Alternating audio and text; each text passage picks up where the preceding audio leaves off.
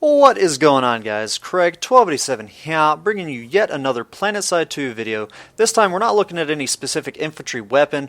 We're going to be talking about a technique that I like to call Solo-Liberating. This is where you by yourself are both the pilot and the gunner, and if need be, the tail gunner. First, going to get a couple things out of the way, some definitional things. These two things highlighted, we're going to call those the degrees. Alright, and then these two things highlighted, we're going to call those the leans.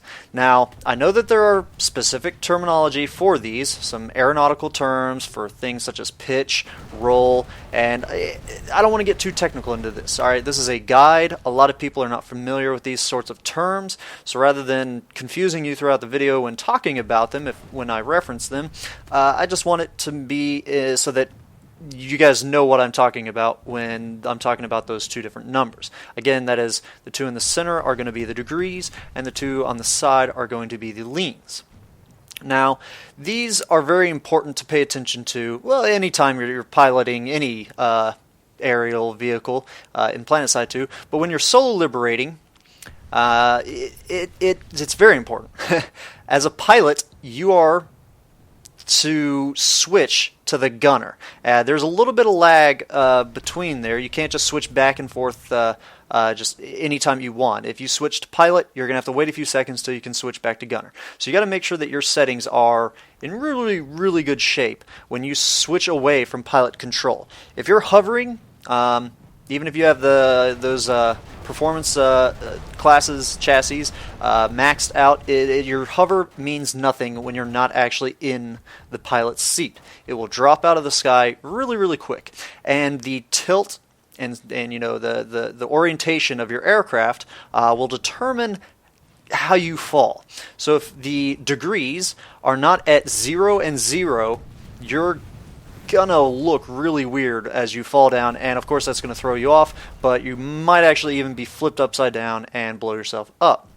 So you really need to pay attention to those degrees. You'll see anytime that I'm switching to my gun, when I'm just going really, really slow, I make sure that my degrees end up being 0 and 0. Now for your leans, that's not as important in terms of just keeping you from falling out of the sky really awkwardly, but those are important when you are hovering, not moving very fast. All you're using is your vertical thrust to keep yourself in the air. You got to keep switching back to pilot and back to pilot to keep yourself in the air. But when you're just using that vertical thrust, your lean amount of however it is, whether it's positive or negative amount of lean, will determine whether when you use your vertical thrust, it pushes you forward or backwards. So if you're hovering over a specific target, that's what you're going to use to determine whether now you're moving past it, and now you've moved a little far past it, so let's kind of lean back a bit, so when I'm vertically thrusting, it's going to push my aircraft back in the opposite direction. And you just need to, keep an eye on that.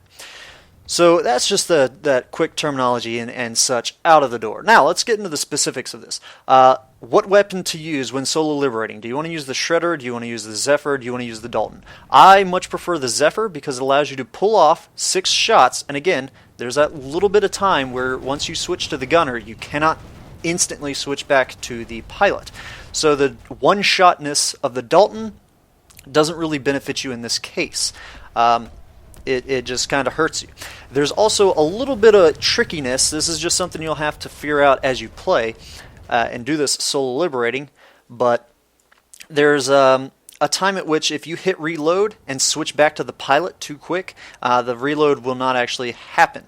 So you're going to need to wait just a wee bit. So using the Dalton, there's a whole lot more reloading than there is shooting. So it just doesn't work. And with the Shredder, you just don't want to use it unless you are very, very, very precise and being able to shoot that thing accurately at, well, you're mostly going to be shooting at infantry. You're not going to be using this solo-lib technique against vehicles.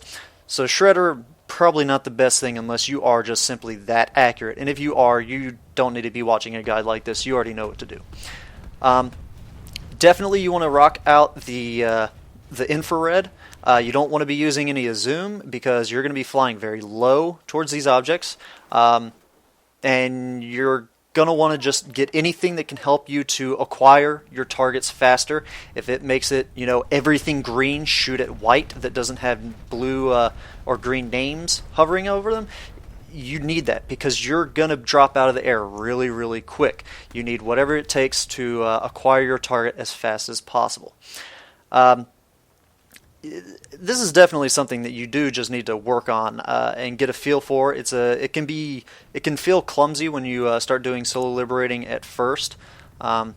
You're going to learn how hovering can be very, very, very dangerous as a solo lib pilot. A solo crew pretty much, because you're going to be hit by a lot of dumbfires when you are switching. You're not going to be able to circle strafe around an object and do this because, again, if your degrees are not at 0 and 0, you're just going to flip the second you switch to the gunner seat. So you got to really pay attention to things like that. And here you'll see I'm just kind of using my tank buster now because these AA maxes were just giving me such a hassle. Zephyr just wasn't doing enough damage, so tank buster is a good thing to have around against AA maxes. Some other tips: when you get out to repair and you're still taking flak, make sure you repair on the side that you're not going to be getting hit by that flak. Even if you're hiding behind a rock, the flak shoots over the rock. It doesn't necessarily hit you, but they explode if they go near you. And if you're on that side facing where the flak's explosions are happening, you will take damage and you will possibly die. So make sure that when you're doing those emergency repairs that doesn't happen.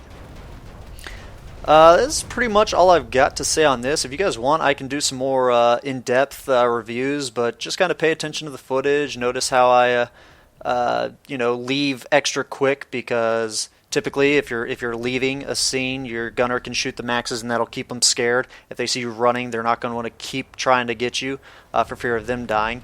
So if you're solo liberating, people are going to stay on track for you a lot longer, especially something like this scythe that takes me out. So hope you guys enjoyed the gameplay. Have a good one. Ta-ta.